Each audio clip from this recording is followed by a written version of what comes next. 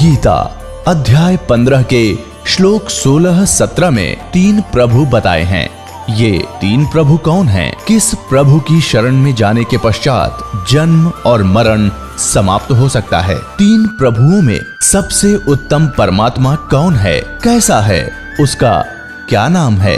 इन सभी गूढ़ रहस्यों को जानने के लिए अवश्य सुनिए जगत गुरु तत्वदर्शी संत रामपाल जी महाराज के अमृत वचन। अब परमात्मा बताते हैं, परमात्मा के इस ज्ञान को आधार बना कर आप इस भक्ति रूपी सफर पर आगे बढ़ पाओगे। नहीं तो काल कहीं भी आपके साथ धोखा करके आपको डगमग कर देगा। इसलिए सत्संग का सुनना, रह कर सत्संग के अंदर आना ये अनिवार्य है और भक्ति बराबर करता रहे, नियम में रहे। और वो जो प्राणी आज कहता है मैं भक्ति भी कर रहा हूं और फिर भी दुखी, तो उसके पाप कर्मों का ढेर लग रहा है, वो सारा नाश होने लग रहा है, उसको परमात्मा खत्म करने लग रहा है। आपके धीरे धीरे रेवना धीरे सब कुछ हो और माली सींचे सोगड़ा तो समय आए फल हो। जैसे एक आम का पौधा लगाते हैं और उसको सिंचाई करते हैं, सिंचाई करते करते और 10-12 वर्ष लग जाते हैं और फिर देखे एक बड़े उस पौधे को एक होने दे, पेड़ होने दो, उसको करते रहो पूजा, सिंचाई करते रहो उसकी, फिर देखना कितना फल लगेंगे। खुद भी खा लोगे, रिश्तेदारों को भी पहुंचा दोगे और पड़ोसी भी तोड़ ले जाएंगे तो भी खत्म नहीं होंगे। तो ये भक्ति रूपी पौधा, आम का पौधा, यानी वास्तविक सत भक्ति आपको इब प्राप्त हुई है। आपने ये पौधा बोया है, अब इसकी सिंचाई करने लगो, मर्यादा में रहो, इसकी बाड़ बनाओ, यानी बाड़ इस ज्ञान से बनेगी। भक्ति के पौधे का नाश कौन करता? कोई नकली व्यक्ति आके कह दे ये भी कोई मंत्र होए, ये तो काल के नाम है, ये कोई बात इन अज्ञानियों की। ये जो मंत्र आपको प्रथम मंत्र दिया जाता है, ये कबीर साहब ने ये 5 मंत्र सटाट करवाए थे। धर्मदास जी से कहा था कि इसे आगे ना बताना, ना सतनाम बताना और ना ये सार नाम जिक्र करना, नहीं तो काल के दूतों का हाथ लग जाएंगे और ये आगे ये नाम सार्वजनिक हो जाने से हम फिर भिन्नता नहीं बता पाओगे। तो धर्मदास जी की 5वीं पीढ़ी तक ये 5 नाम आए थे। कौन कौन से? जो आप जी को प्रथम मंत्र में दिए जाते हैं और करने नो दीदार महल में प्यारा है, जिसकी प्रथम कमलों के साथ इनका वर्णन किया है। और परमेश्वर सीधे आकर मिले थे, आदरणीय गरीबदास साहिब जी को सचखंड सतलोक लेकर गए थे, उनको वापस छोड़ा था। परमात्मा प्राप्त उस ज्ञान को, आंखों देखे ज्ञान को गरीबदास जी ने यही वर्णन किया है। ब्रह्म वेदी जो एक भक्ति का अंग है, जो आपको नित्य नियम के अंदर पाठ करने को दिया जाता है, उसमें स्पष्ट किया हुआ है कि मूल कमल में गणेश वासा, रक्त वर्ण जा जानिए, किलियम जाप कुलीन तत्शब्द शब्द हमारा मानिए, स्वाद चक्र ब्रह्मादि वासा जहां सावत्री ब्रह्मा रहे, ओम जाप जप्या कर हंसा, ज्ञान योग सतगुरु कहे। यह उसमें कंप्लीट क्लियर कर रखा है, ये नाम जाप कर रहे हैं। और परमेश्वर ने कहा था कि गरीबदास का जो पंथा होगा, उस गरीबदास जी के द्वारा मैं अपने कंप्लीट कोर्स पुनः प्रकट करवाऊंगा। और गरीबदास जी की वाणी में ये सारे नो के कंप्लीट मंत्र लिखा हुआ है, ये कंप्लीट एज इट इज। और वो 2 मंत्र सतनाम और सारनाम अलग है। तो कहने का भाव ये भक्ति रूपी पौधे से बाढ़ हट जाएगी तो कोई तोड़ देगा उसने। तो इस ज्ञान की बाढ़ बना के रखना, यानी किसी की बातों में मत आना। तो 5वीं पीढ़ी में परमात्मा के आदेश अनुसार धर्मदास जी की 5वीं पीढ़ी तक ये 5 नाम आए थे, जो आपको प्रथम मंत्र में बीच बीच के दिए जाते हैं, प्रथम और लास्ट छोड़ के। लेकिन 6ठी पीढ़ी में आके किसी ने उस महंत जी से बार बार किसी ने डिस्कस कर दिया कि ये तो नाम है इन देवताओं की, तुम जाप करते हो, बात करते हो सतलोक की, तो उसने वो नाम बदल दिए। कबीर सागर में एक महिमा है इन 5 नाम और सतनाम और सार नाम की, वह शुरू कर दी। जैसे दवाई खानी छोड़ दी और ये शुरू कर दी, खा ले रे दवाई काम आवेगी, खा ले रे दवाई रोग कट जाएगा। वो गाना गाना शुरू कर दिया, वो एक पूरा शब्द बना लिखा हुआ वो देने लग गया, जो आज तक वही चल रहा है। तो इसलिए ये भक्ति की बाढ़ जो है, इस ज्ञान की बाढ़ बना के आपने आगे बढ़ना है, किसी की बातों में नहीं आना, इस ज्ञान से ही आपको राहत मिलेगी।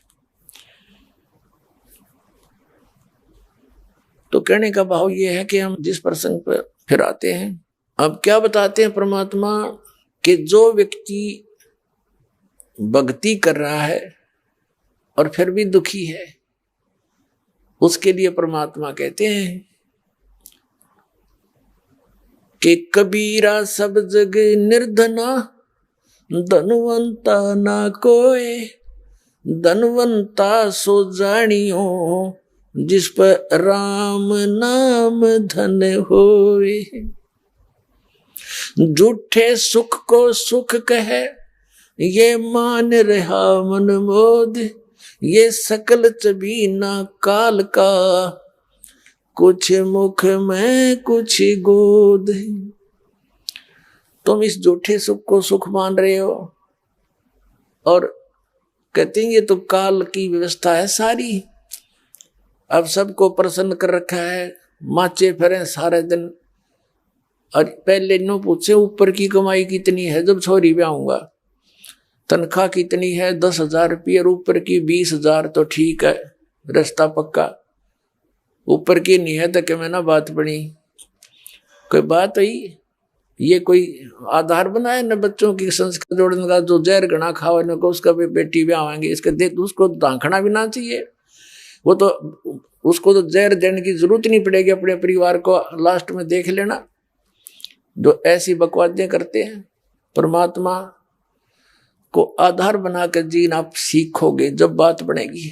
बच्ची ने भी, बेटी ने भी, बेटे ने भी भगवान से जोड़ दे, और वो मंत्र, वो कनेक्शन दास उस परमात्मा के सच्चे दरबार का एक लाइनमैन समझ लो, बिजली वाले का फोरमैन समझ लो, कनेक्शन जोड़ दिया इस पृथ्वी पर। और दूसरा नहीं किस ब्रह्मांड के अंदर इस दास के अतिरिक्त जिसको मालिक ने ये कनेक्शन जोड़ने के आदेश दे रखे हो, और जिससे आदेश उससे जुड़वाना पड़ेगा।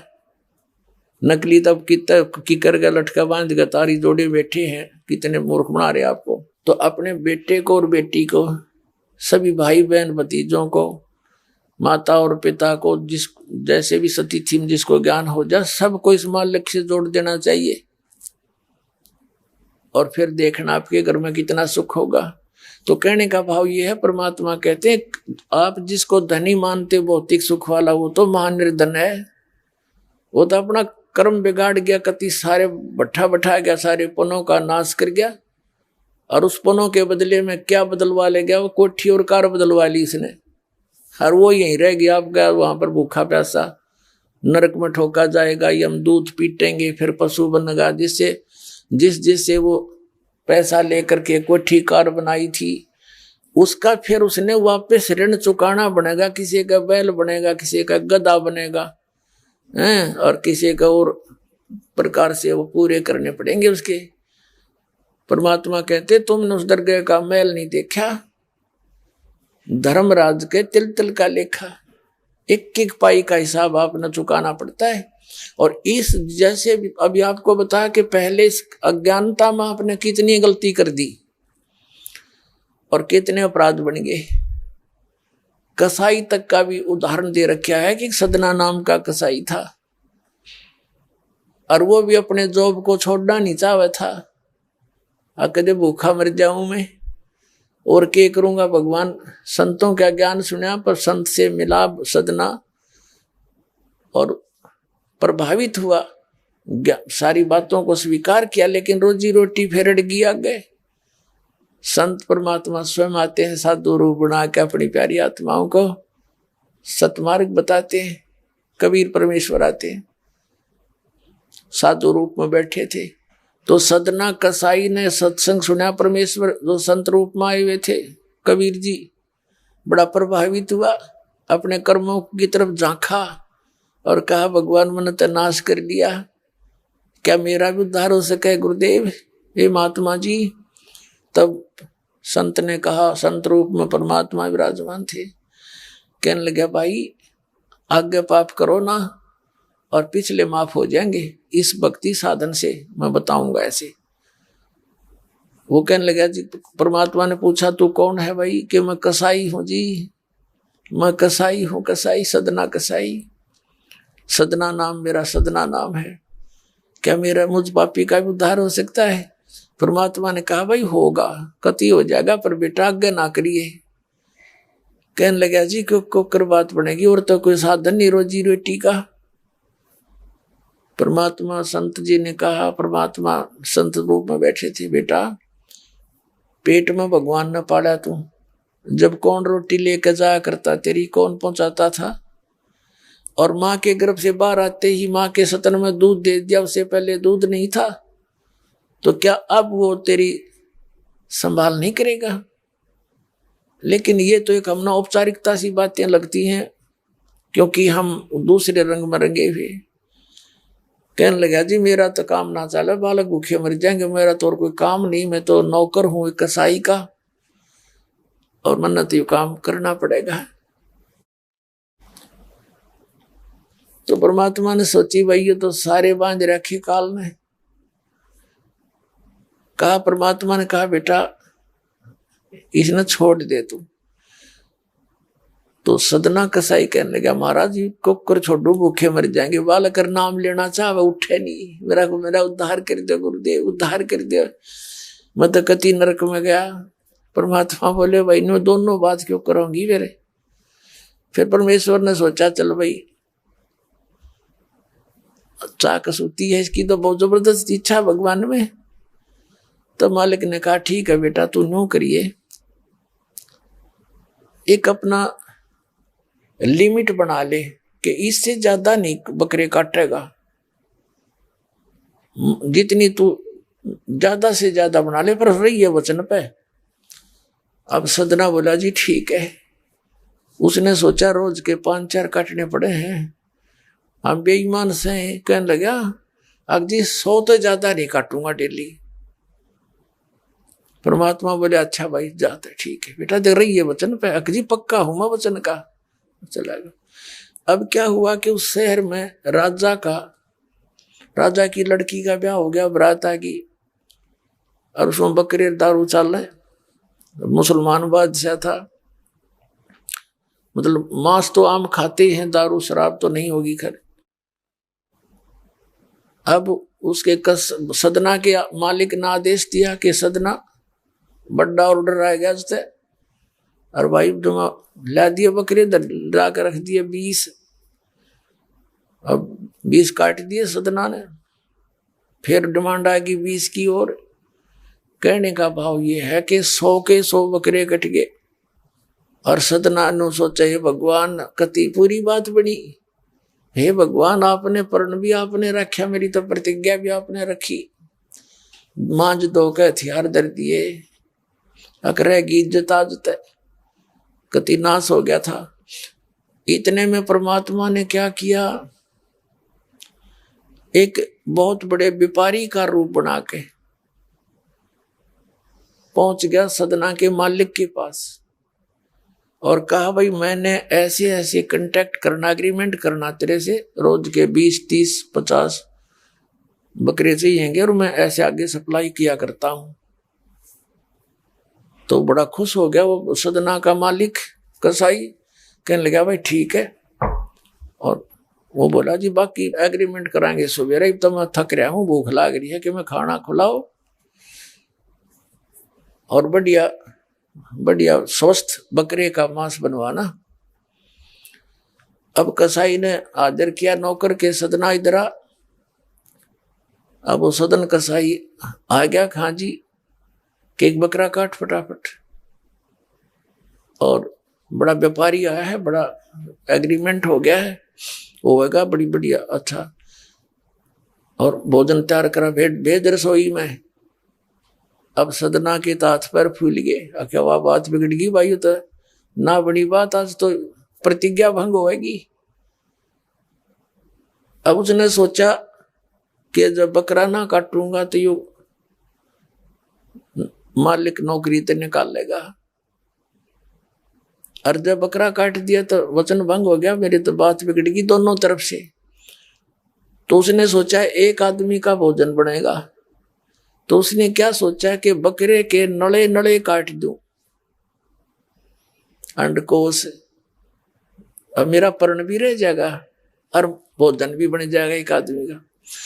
हथियार उठाया और बकरे के वो नड़े काटने चाहे, बकरा बुलवा दिया परमात्मा ने बोला सदना, और देख भाई मर्यादा ना तोड़े, ना जाने कितनी बार तो तू बकरा बन लिया और मैं बना कसाई, और देखियो मैंने तेरे गल काटे हैं, तेरे को ऐसे नहीं काटा जैसे तू काटने जा रहा है। अब सारी रात तड़प कर मरूंगा मैं, तन्ने भी फिर मैं ऐसे ही काटूंगा तेरे को, ये देख लेना। अब बकरा किस सदना किसके बकरे काट रहा था, हाथ मत कर छूट गई, कप्पा खड़ा खड़ा बकरा बोले ना, कटर बैठ गया रोवे। मालिक ने बाट देखी, रसोई में आवाज लगाई, रसोई से संदेशा गया जी अभी तक आया नहीं, मटेरियल पदार्थ नहीं आया, बनाऊं क्यों कर। खुद मालिक गया, सदना से कहा कि सदना क्या करे, तूने काटा नहीं बकरा। मैं नहीं काटू मालिक, मैं नहीं काटू। उसने सोचा ये तो दुश्मन है, ये प्रसन्न नहीं है मेरे इस एग्रीमेंट से, ये काहे का नौकर है। अब ला तू नहीं काटे ना, ले मैं काटू। उठा गुस्से में सदना के दोनों हाथ काट दिए उस कसाई मालिक ने, अरे एक मारी लात करते पार काट दिया। अब जैसे भी ट्रीटमेंट वगैरह करा करो का, महीने 2 महीने रो पीट कर उसने सोची क्या करूं भाई। उसने सोचा चल पड़ी यहां से। उस संत ने कहा था मैं वहां जगन्नाथ के मंदिर में रहता हूं, वहां आ जाना। उस जगन्नाथ के मंदिर की तरफ चल पड़ा कि भाई परमात्मा ने जब इतना चमत्कार दिखाया है, बकरा बोलिया, इसे बुंडे काम ना मैं तो कदे भी ना करो, मरो चाहे जीवा चाहे भूखे मरे। आदमी की कही तो ना जच्चे, पर वह तो सच्ची होगी, सामने तो जुल्म हो गया। यूं तो बहुत बुरा जो है ना एक रूटीन है, यो नहीं करें भाई कति भी। संत साची के थे, वो उस दिन जच्ची उसके उस गुरुदेव के पास समाधान के लिए चल पड़ा। देख कहां तक बिजली गिरती है इस भोंडे कर्मों से, कैसे फिर जो मालिक परम संत की शरण रक्षा कैसे होती है। अब वो चला जा रहा था, पहले सरपंच नहीं होते थे, नंबरदार होली सोली होता था गांव का, और 5-4 गांव में से एक गांव वाले व्यक्ति नंबरदार को विशेष और पावर दे देता था राजा, जिस वो दंडित भी कर सकता था अन्य किसी उनको। एक नंबरदार के घर पे रास्ते में जा रहा था, नंबरदार के घर पे रुक गया और कहा जी मैं रात न रुकूंगा, मैंने आगे यात्रा पे जाना है, जगन्नाथ में जा रहा हूं। तो पहले धार्मिक वैसे तो आम व्यक्ति की बहुत इज्जत करता थे, अतिथि की। नंबरदार ने सदना को रोक लिया, रुक जा भाई रोटी खाइए, अलग से व्यवस्था कर दी, खाना खुना खा ठाठ तरह। अब क्या हुआ कि उस नंबरदार की पत्नी जो थी वो बैड कैरेक्टर थी, उसने सदना के साथ दुर्व्यवहार करने की चेष्टा की। वो रोने लग गया, माई मत वहां दुखी व्यक्ति हो, रात काटनी है, काटन दे तो काट दे ना, मैं भी चला जाऊंगा। तो उसने फिर शोर मचा दिया, अपनी बेइज्जती समझ के लोग इकट्ठे हो गए, अक्यों मेरी इज्जत का गाक बने था, पकड़ लिया और वहीं उस शहर के अंदर, साथ में ही शहर था, वहां ले गए। राजा था, वहां का नवाब था, उसके सामने उसको पेश किया गया, उसको सजा सुना दी कि इसको मीनार में चिन दो, भुगत कर मरे। इसको कितना नंबरदार ने इसको इज्जत से रखा और इसने धोखा किया, उसी के साथ पत्नी के साथ दुर्व्यवहार करने की चेष्टा की और उसकी पत्नी ने गवाही दे दी, जी मेरे ऐसे ऐसे सतन पकड़ दिए इसने। अब मीनार के अंदर खड़ा करके मीनार चढ़वा दिया, बंद कर दिया। अकाब मर जाएगा चिल्ला चिल्ला के रो पीट के। तब सदना ने अर्ज करी है, गुरुदेव मैं तो पापी आत्मा था, मुझे तो चाहे इससे ही बदतर मौत मार दो, लेकिन मुझे ये भगत कहे थे कि मंदिर में जावे ढेड और इसे इसके गुरु होंगे और ऐसा करता था ऐसा करता था। दाता आपके नाम पर बट्टा लग गया, तो मैं तो नीच था, तो इससे भी बुरी मौत मार देते। दाता इस भक्ति की इज्जत रखियो मेरे मालिक। इतना ही कहा था, वो सारा मीनार फट गया और ईंटें उन सरपंच के सर में लगी, उसकी पत्नी के दोनों सतन कट के वहीं गिर गए, खून चल पड़ा। और जिन्होंने ये संदेश सुनाया था, अन्याय का फैसला सुनाया था, उनके सर में ईंट लगी जा जाके। और देखा इतना आवाज हुई, आसपास सब भागे आए, देखने आए और सदना के दोनों हाथ पूरे हो गए, कटे हुए नहीं रहे। बोलो सतगुरुदेव।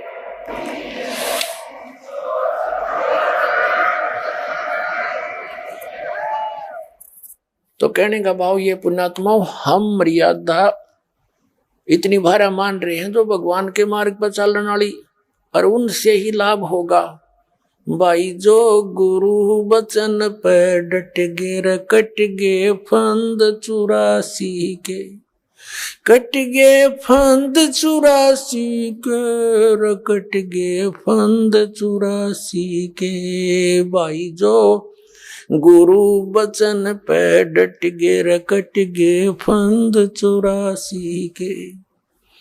वस्तु मिली ठोड़ की ठोड़, मिटगी मन पापी की दौड़। वस्तु मिली ठोड़ की ठोड़, मिटगी मन पापी की दौड़। भरम मिटे मथुरा काशी के, भरम मिटे मथुरा काशी के। भाई जो गुरु बचन पर डट गे, कट गे फंद 84 के।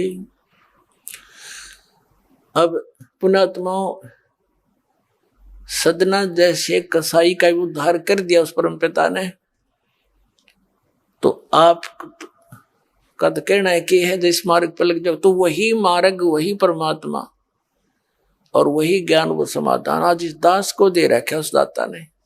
इसका लाभ उठाओ, औरों को भी समझाओ, सच से परिचित हो जाओ। तो जब तक हम इस भक्ति मार्ग पर जब चलते हैं तो हम मर्यादा से कतरा जाते हैं और लोक लाज में आकर मर्यादा भंग कर देते हैं। भगवान का कनेक्शन कट जाता है, पावर वाला काम आपका बंद हो जाता है। जैसे आपने कनेक्शन ले रखे, जैसे दास का जन्म एक किसान परिवार में हुआ। पहले हमारी माताएं हाथ से आटा पीसा करती थी, हाथ से ही पशुओं के चारे के लिए मशीन हुआ करती, हाथ ही गंडासा बोला करते, उसने काटा करते, और फिर मोटर लगा के बिजली का कनेक्शन ले लिया, वह पावर मिल गई। अब पावर से जो काम हुआ, cut cut cut cut cut cut मिनटों में, घंटों में ढेर लगा दे। पहले 10 घंटा में ना हो, इतनी पशुओं का चारा काट के रख दे, आटा पीस दे। तो पावर जब आपको मिल जाती है तो पहले आपके जो प्रारब्ध में यानी अपना मैनुअल काम थे उनसे घना काम होता है। और जब आपका कनेक्शन कट जाता है तो फिर जो के तो फिर वो मैनुअल रह गया, आपके पावर वाला काम तो बंद हो गया। तो इस प्रकार आप जिस कनेक्शन ने ना कटने दो, और काल का पहला दाव है कि ये इस कनेक्शन ने कटवाओ। आप क्या ने नाम ले गए, गांव में पहुंच गए, गांव वाले नौके काहे का नाम लिया, तो ने तो ये भी छोड़ दिए, माता भी नहीं पूजता, पितर भी नहीं पूजता, और जो सामूहिक काम से ये धार्मिक ये भी नहीं कर रहा। तो काल का ये विशेष दाव है कि इसको वहां से खंडित करवा दूं, फिर इसकी देह ही तोड़ता रहूं, कोई दिक्कत नहीं। और जब मालिक के संरक्षण में हम रहेंगे, ये निकट नहीं आ सकता, ये कोई इसका अटैक हो नहीं सकता। तो इस काल ने ऐसी मर्यादाएं फंसवा दी, हमारे चारों तरफ फैला दी और जकड़ रखा नो कति प्राणी को बुरी तरह। लेकिन विश्वास रखना इस मालिक के ऊपर, नाम लेकर संघर्ष शुरू करो। वही बात है, जब कोई आपका कुल के लोग, आप उनको समझाने की चेष्टा करो, भाई ये बात है, ये ज्ञान है, मेरे समझ में आ गया, और इसमें कोई त्रुटि है तो आप गहराई से देखो, आपको त्रुटि लगे तो मुझे बताओ, मैं त्याग दूंगा, न तुम आप भी लगो इस मार्ग को ग्रहण करो। तो वो नहीं मानते हैं, तो आप जी ने भी उनकी बातों को नहीं मानना है, इतनी सी बात है। जैसे एक चुटकुला है, एक टीचर था, अध्यापक बच्चे बैठा था, और बच्चे वहीं उसकी क्लास में कोई शरारत कर रहा था, कोई कूद रहा था, कोई उछल रहा था। एक व्यक्ति ने जाके कहा कि मास्टर जी, ये बच्चे आपसे नहीं डरते, काहे का टीचर है? तो टीचर बोला, मैं के डर हूं इनते, मैं भी ना डरता इनते। तो अब जब वो हमारे नहीं मानते तो हम भी नहीं मानना उनकी। तो इस मार्ग पर चलने के लिए आपने इस मर्यादा को दृढ़ रखना पड़ेगा। कबीर साहब कहते हैं, जब लग हंसा हमरी आना, और काल लगे नी तेरा बाना। जब तक ये हंस, ये पुण्यात्मा हमारी आन में, मर्यादा में रहेगी, तब तक काल तेरा अटैक नहीं हो सकता किसी भी प्रकार का। तो इसने पता है इस बात का, तो ये सबसे पहले उस मर्यादा को भंग करवाता है। और इस भक्ति मार्ग में ये मर्यादा ऐसी समझ लो जैसी लक्ष्मण रेखा थी।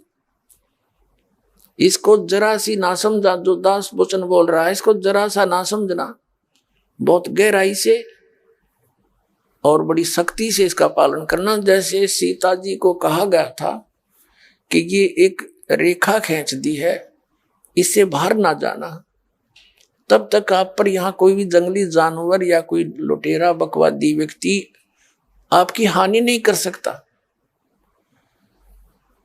और वो तो चले गए दोनों भाई, जिस खोज में वो भेजे थे उसने, सीता जी ने। रावण आ गया एक साधु रूप बना के, आटा मांगने के लिए, भिक्षा लेने के लिए। रावण जब निकट आया रेखा के, उसको देखा कि इसमें बहुत जबरदस्त लपट निकली और तेरा मार डालेगी। वो 10 कदम पीछे गया, आवाज लगाई कि भाई भोजन दो, भिक्षा दे, ये क्या कर रखा तुमने जंतर मंतर में, तो हानि होगी होती मुझे। और तो उसने कहा कि भिक्षा ले जा महाराज। यहाँ के रावण निकट आया तो उसमें लपटा निकली, और एकदम 10 कदम पीछे गया। कहा माई भिक्षा देनी है तो बाहर आकर दे, नहीं तो ये कर दूंगा वो कर दूंगा। अब सीता जी ने सोचा साधु संत है और क्या फर्क पड़ा है, अभी एक मुट्ठी आटा डाल लाती हूं। अब वो बाहर निकली, रेखा पार करके चलेगी आटा डालने के लिए। रावण ने पकड़ ली बाजू और लंका में जा पिटकी। अब उसकी जीव संज्ञा की सोचती के फर्क पड़ा है, अभी आ जाती हूं, अभी गई। वो मूर्ख थे क्या जो इन्हों कह गए थे इससे बाहर मत निकलना। तो पुण्यात्मा कितना बखेड़ा पैदा कर दिया उसकी अपनी सोच ने, के फर्क पड़ा है, कितना फर्क पड़ गया। लाखों लोग मरवा दिए। आप 10-12 वर्ष आप पड़ी रही इसकी कैद में, खाना न पीना, नहाना न धोना, रोआ पीटी, पड़ गया फर्क। तो पुण्यात्मा, ये परमात्मा की जो मर्यादा कबीर साहब की है, इनको लक्ष्मण रेखा समझ लेना। और फिर देखना मालिक क्या हाथ है, कितना सुख आपको देगा, आपको यहाँ सारी सहायता देगा, आपकी जीवन एक्सटेंशन करेगा। जब चाहोगे जब मरियो, काल निकट नहीं आ सकता आपकी मौत लेकर के। तो यहाँ परमात्मा हमें याद दिलाते हैं कि मन तू सुख के सागर बस रे, भाई और न ऐसा यस रे। यहाँ का कितना यश बना ले किसी भी क्षेत्र में, तू यहाँ कितना प्रभु पाक ले, और सत साधना ना करके ये और डले ढोके अन्य साधनाएं काल सतर्की करके ये ऋषि मैं ऋषि आज तक प्रभुता के पात्र और बड़े प्रभु नजर आते थे। जैसे एक अगस्त ऋषि ने एक सिद्धि प्राप्त कर ली, उसने उस सिद्धि के आधार से 7 समुद्रों को एक ही घूंट में ऐसे चुरू भर के पी लिया। सारे समुद्र खत्म हो गया, पानी नहीं रहा उसके अंदर एक घूंट भी। और फिर हाहाकार मच गई, सबने प्रार्थना की, उल्टा है उसमें कहते कुरला कर दिया, समुद्र भर गया, वो एज इट इज फॉल हो गया। अगस्त ऋषि की होगी प्रभुता, यस हो गया उसका। जड़ा देखो वहां जहां देखो वही अगस्त ऋषि ने ऐसा कर दिया, अगस्त ऋषि ने ऐसा कर दिया। आगे क्या बनेगा? अगस्त ऋषि इन सिद्धियों की से प्रभु बन गया, आगे गधे की योनि में जाएगा, क्योंकि वो सच साधना नहीं इसके पास। तो परमात्मा कहते ये यश, ये झूठे यश है। जैसे इन सभी ऋषियों की पोल उस समय खुली जब पांडवों ने अश्वमेध यज्ञ करी थी, और उसमें एक ऐसा कंडीशनल वो रख दिया, शंख अलग से सुसज्जित स्टेज के ऊपर एक 5 मुख का शंख रख दिया कि सभी संत ऋषि महर्षि इस धर्म भंडारे में भोजन कर लेंगे, धर्म यज्ञ में। तो जो परम संत साधु होगा इन जीवने वालों में, तो ये शंख अपने आप बोल लेगा। 33 करोड़ देवता, 88,000 ऋषि और 12 करोड़ ब्राह्मण, ये सारे अगस्त पगस्त रिया वशिष्ठ मुनि, ये सारे वहीं पर बैठे थे। और समेत श्री कृष्ण जी त्रिलोकीनाथ ने भोजन कर लिया, वो शंख नहीं बजा। तो इससे सिद्ध हो गया कि इनकी भक्ति यूजलेस थी। जो कृष्ण जी की भक्ति करके मोक्षता में थे, श्री कृष्ण भी वहीं बैठा था, भोजन खा लिया था उसका, उससे भी वो यज्ञ संपूर्ण नहीं हुई। कहते हैं एक वाल्मीकि नीचे कुल साधु, जिन शंख पचायन पूरा नादु। इसमें द्वापर युग में परमात्मा कबीर जी एक करुणा में नाम से, जैसे वो प्रत्येक युग में लीला करते हैं, जैसे कलयुग में कबीर नाम से वो प्रकट रहे हुए, 120 वर्ष रहे, सह शरीर आए थे, सह शरीर चले गए। एक संत और एक सतगुरु की, एक भक्त की भूमिका करके एक उदाहरण पेश करते हैं। तो ऐसे वो करुणा में नाम से आए हुए थे द्वापर में, चारों युग में आते हैं भगवान। और उनका और वाल्मीकि परिवार, उनको जो बालक रूप में आए थे कमल के फूल पर, एक वाल्मीकि परिवार उठा ले गया था मालिक को। वाल्मीकि के घर परवरिश हुई, और एक वाल्मीकि ही दूसरा लड़का व्यक्ति उनका शिष्य हुआ, तो जो जिसका नाम सुदर्शन था, सुपथ सुदर्शन। तो सुदर्शन का रूप बनाकर मालिक गए थे, लंबी कथा है, फिर कभी सुनाएंगे। आज जो प्रसंग है उसको पूरा करेंगे। तो सुदर्शन जो वाल्मीकि, सुदर्शन जो था परमात्मा कबीर जी यानी करुणा में जी का सत भक्ति का साधक था, मर्यादा में चलता था। जब वो वहां पहुंचे सुदर्शन रूप में, उन्होंने भोजन खाया। कहने का भाव ये है कि पहले तो रुक्मणी, उसको द्रौपदी के मन में दोष आ गया था कि ये काहे का संत है, एक जंगली सा व्यक्ति, इससे क्या हमारा ये यज्ञ पूर्ण होगा, इस ऐसे मंडलेश्वर यहाँ बैठे हैं। फिर दूसरे उसने भोजन बना के रखा द्रौपदी ने सुदर्शन जी के सामने, अलग अलग खीर, खांड, पकौड़ी, कचौरी, नारी नारी, दही बड़े सारे बनाकर अलग अलग थाली में रखे। सुदर्शन जी ने क्या सोचा कि आज तक ये मन न्यारे न्यारे स्वाद करके बकवाद करेगा, कल फिर डिमांड करेगा मेरे से कि उसे फिर खाऊंगा। तो उन्होंने क्या किया, थोड़ा थोड़ा आइटम जितना खाना था सभी कटोरियों में से थाली में डाल लिया। हलवा भी, खीर भी, दाल भी, कचौड़ी भी, पकौड़ी भी थोड़ी थोड़ी ले करके अन्नों खिचड़ी बना ली। अब द्रौपदी ने सोचा था कि मैंने ऐसा भोजन बना के दिया है, ये जंगल में रहने वाला महात्मा खावेगा और मेरे गुण गावेगा और उंगली चाटता रह जाएगा।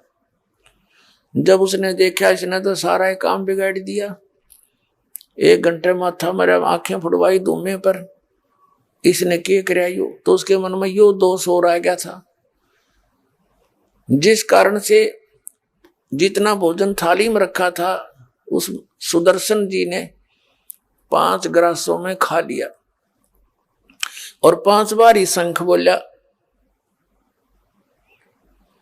आगे शंख नहीं बोला।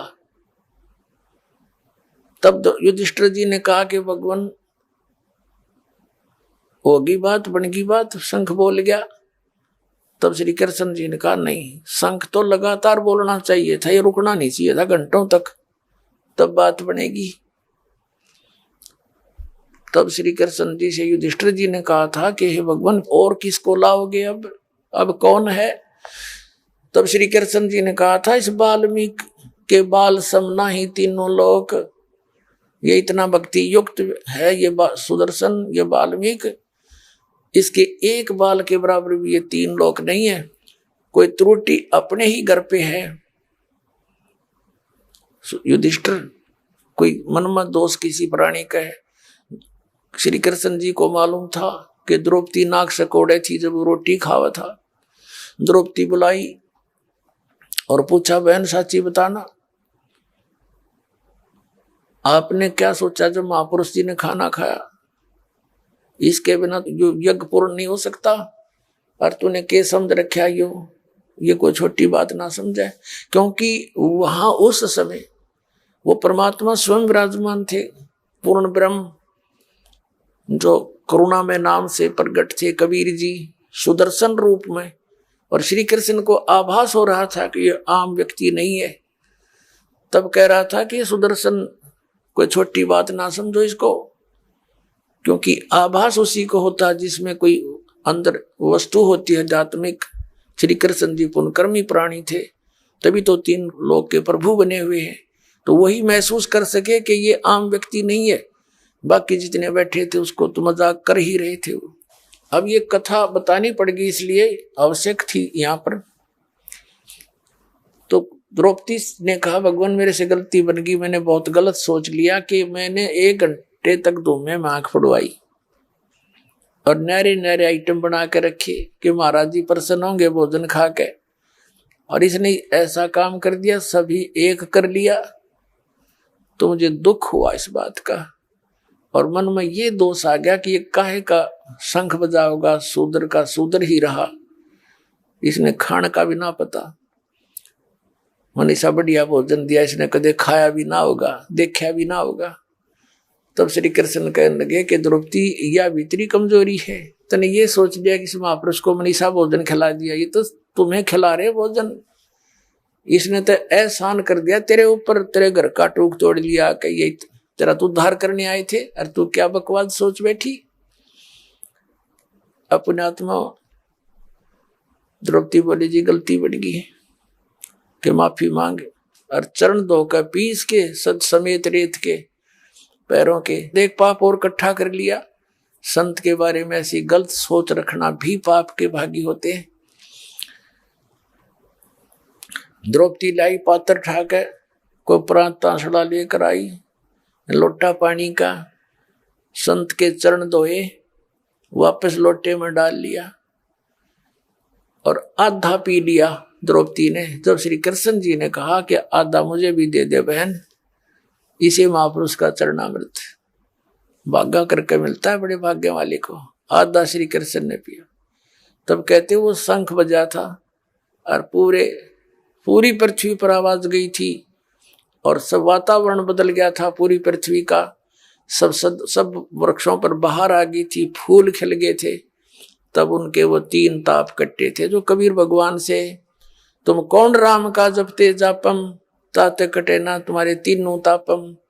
तो वहां कहते हैं और ज्ञानो माया के पूता, ये जितने बैठे थे ये सर्व रिद्धि सिद्धि के पुजारी थे, जितने 33 करोड़ देवता, 88,000 ऋषि, 12 करोड़ ब्राह्मण, कहते हैं 12 कोट वेद के वक्ता और सुपच का शंख बजा रहे।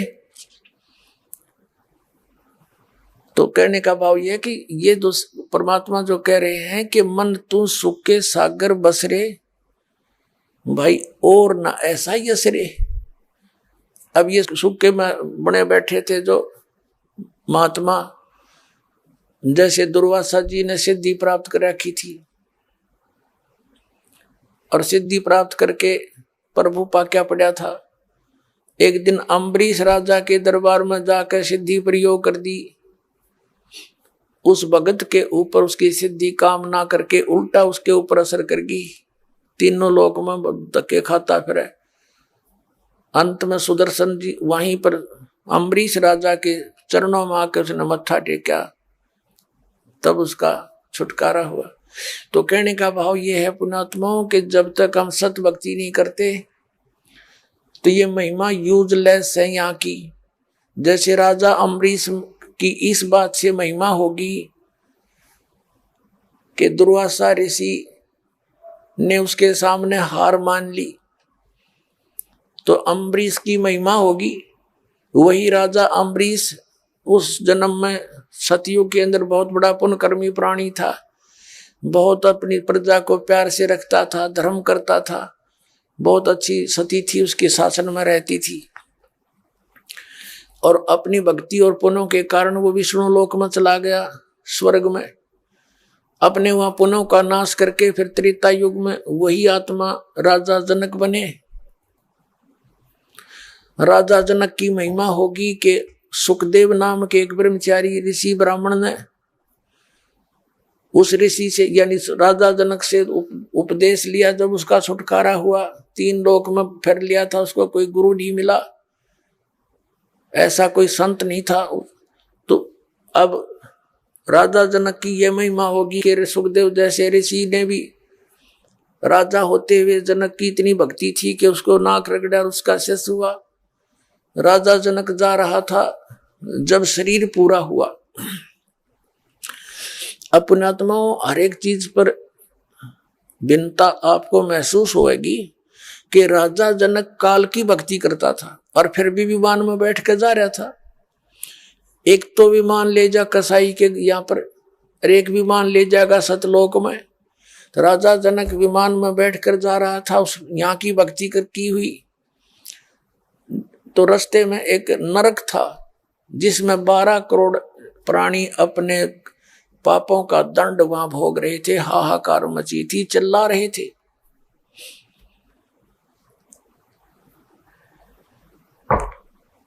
राजा जनक ने दयालु था, न्यायकारी राजा था।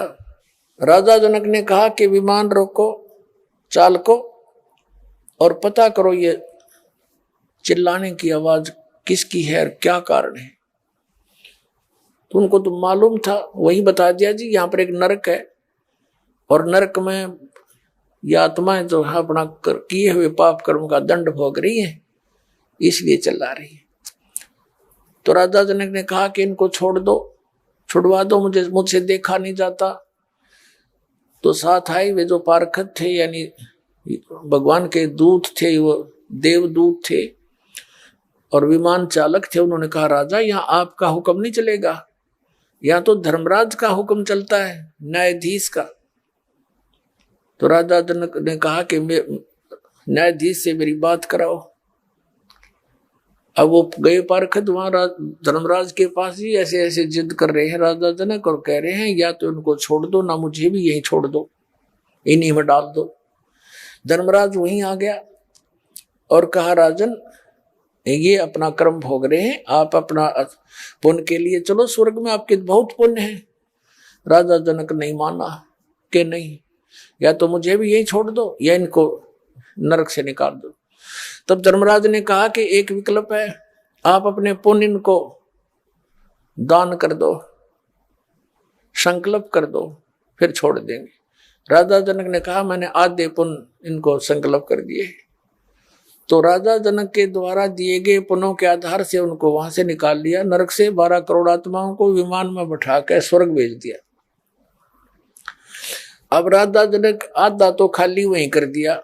इस काल ने दे जाल देख इसका, बिना ज्ञान के आदमी नो लुटता फिरता अभी तक, भक्ति करे बिना विवेक के, बिना विवेक की साधना और इस तरह के दान भी व्यर्थ होते हैं।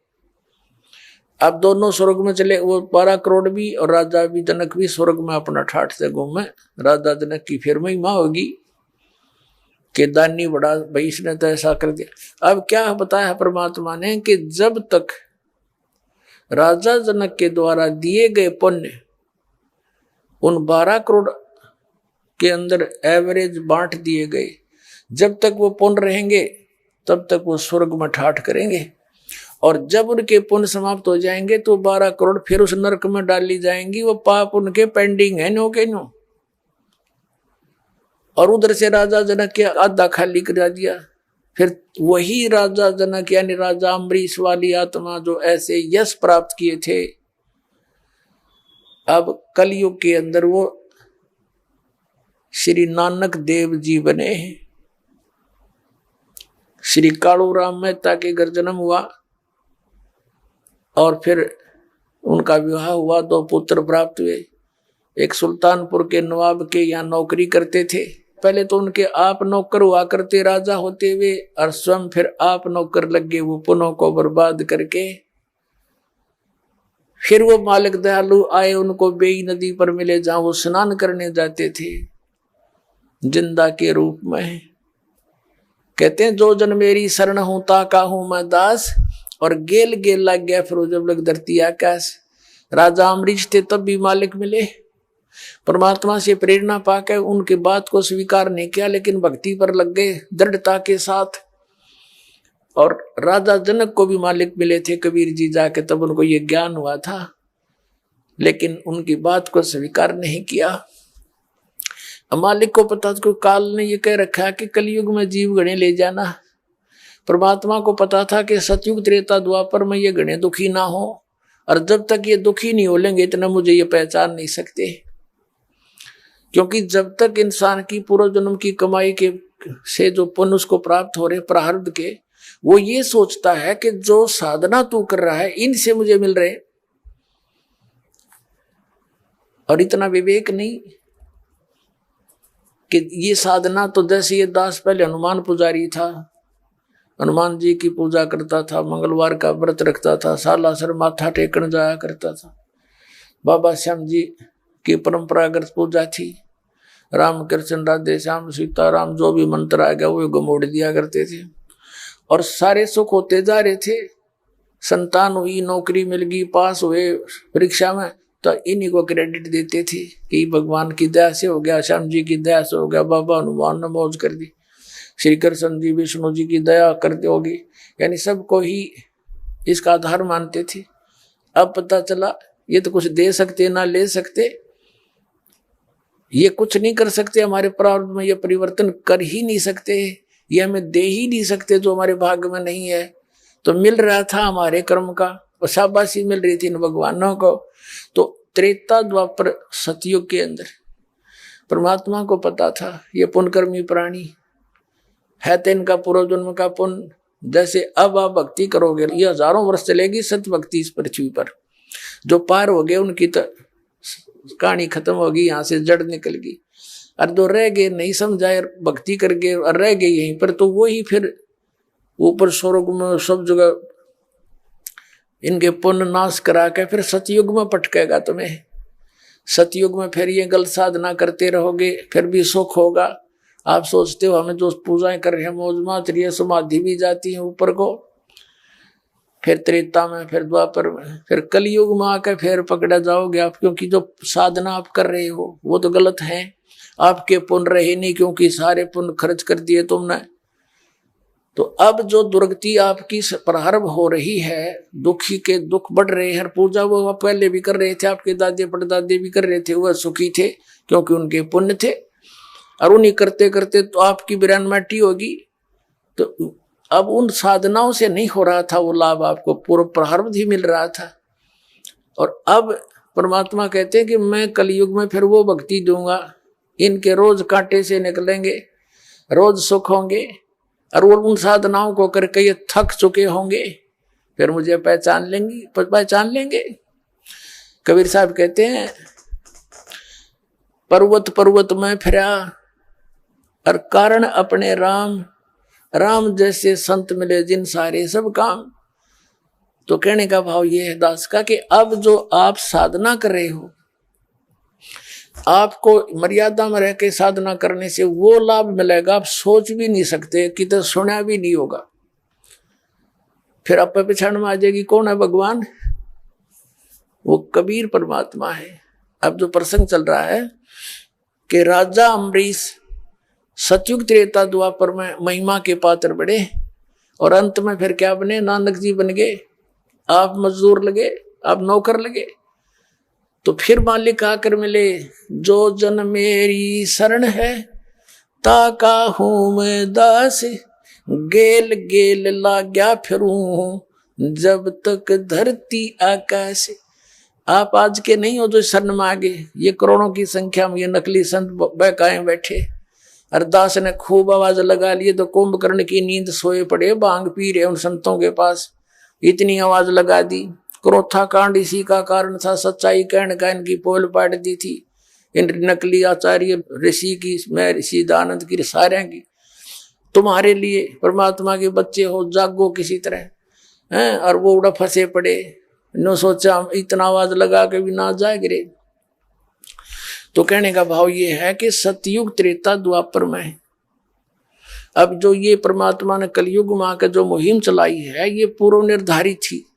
और आप वो पुण्यकर्मी प्राणी हैं जो आपकी शरण में आगे अब अरिया बात समझ में आएगी। और जितने लेट आवेंगे ना उतने रोया करेंगे, अरे ऊपर न मुंह करके आप देख लेना, आपके सामने दिखा दूंगा। क्योंकि वहां भक्ति है नहीं, तो आपके साथ वो भगवान उसी पिछले जन्मों से लगा हुआ है। जैसे नानक साहब जी की आत्मा अम्बरीश राजा थे, वहां मिले उनको जाके, पर मालिक की बात तो स्वीकार नहीं करी, लेकिन प्रेरणा भक्ति की होगी। नाराज पाके कौन भक्ति करे। मालिक ने प्रेरणा दी, साधु बन के गए, उनके घर रुके। शुरू में जवान अवस्था थी, बहुत देर तक बात समझ में आई। फिर ऐसी आई कि चल जैसी भी कर रहा था करके कुछ तो पुण्य कमाए, कुछ दिन तो स्वर्ग में रह गया उल्टा। फिर राजा जनक को मिले, फिर वही आत्मा नानक देव बने, वहां पहुंच गए। बेई नदी पे गोष्ठी करी, पहले उनसे ज्ञान समझाया, लेकिन पुराना रंग गणा था, नहीं समझ में आया। तो फिर सतलोक लेकर गए उस प्यारी आत्मा को। सतलोक में परमात्मा को देखा, और वही भगवान फिर काशी में कपड़ा बुनता देखा।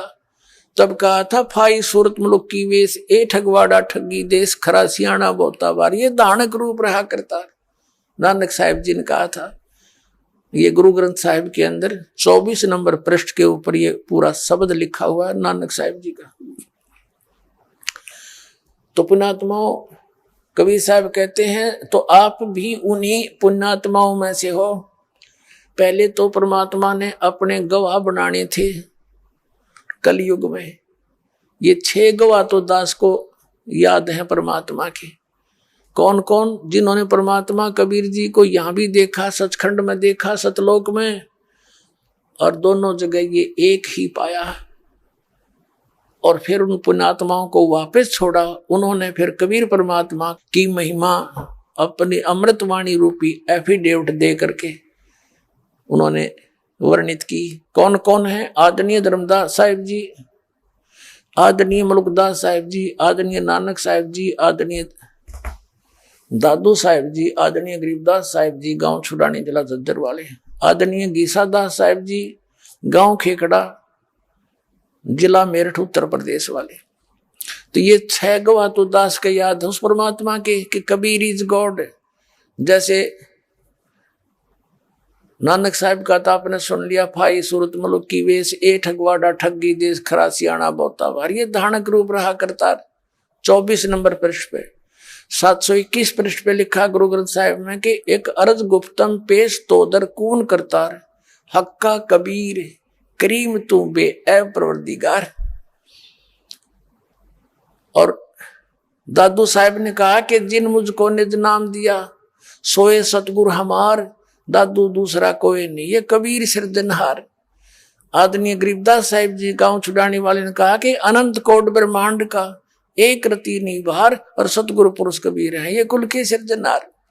अब आप उन पुण्यात्माओं में से हो जिनके भगवान पीछे लगा हुआ है। जो बच्चा गऊ की नजर में यूं साई को संते, भक्तों के पीछे फिरे वो भक्त वत्सल भगवंत ही। कि जैसे गाय चारा चरती है, चारा चर रही है, एक नजर अपने बच्चे पर रखती है, तो परमात्मा कहते हैं जो बच्चा गऊ की नजर में, यूं साईं को संत। आप पुण्यात्मा हो जो भगवान की खोज में लगे हो, इतनी दूर आए हो, कोई 200 किलोमीटर से, कोई 1000 किलोमीटर से, कोई 1500 किलोमीटर से, आप परमात्मा के बच्चे हो। और आपको कैसे संदेश भेजा, तरीका देखो उस दाता का। ये इंटरनेट और ये इलेक्ट्रॉनिक मीडिया और ये सैटेलाइट रूप पर के जितने भी ये लैब लोग बनवाए परमात्मा ने, टीवी बनवाए, कंप्यूटर बनवाए, ये छोटे छोटे मोबाइल बनवा दिए, छोटे छोटे मोबाइल। ये आदमी के स्तर की वस्तु नहीं है, ये मैन्युफैक्चर, ये भूल जाना आप। ये तो परमात्मा ने ढूंढा ठाना था इस कलयुग में, ना ये मनुष्य थे। हमने देखा, क्योंकि हम किसान परिवार में जन्म हुआ दास का। अपनी कणक को इकट्ठा करने में एक एक महीना, दो में, डेढ़ महीना लगे रहते थे। और कैसे उसको काटते थे, फिर उसको डाल कर पशुओं से उसका ऊपर घुमाते थे, फिर एक छड़ा काट कर उसको ऊपर उड़ाए जाते, 1 महीने में जाकर वो सेट होता है। तो वो भी दिन देखे, वो क्या मनुष्य नहीं थे। एक रेडू में, यानी छोटी सी गाड़ी में 6 खच्चर जोड़ कर रथ बना के घसीटे अंडा करते, ना सड़क थी, तो वह भी मनुष्य थे। तो अब क्या कहीं और से आ गई मनुष्य, उनसे कम दिमाग है जो पहले वालों में था। लेकिन मालिक ने अब ये बनवाने थे, इसके माध्यम से ये संदेश, अपना परिचय अपने बच्चों तक पहुंचाना है उसने। उसके लिए बनवाए ना 10 साल पहले की थे मीडिया, इलेक्ट्रॉनिक मीडिया कहीं भी नहीं था, ना इस सैटेलाइट का बेरा था इन्हें। तो अब ये 5500 जो वर्ष कलयुग के दाता ने कहा है, ये वो चल रहा है 5500 वर्ष वाला। जब कलयुग बीत जाएगा, जब ये सारा विश्व है भगवान को पहचानेगा और इस सच्चे नाम का जाप करा करेगा, सबकी ये बुराई छूट जाएंगी। ये जहर कोई नहीं खाओगा, रिश्वत का जो आधा हाकार माचरी।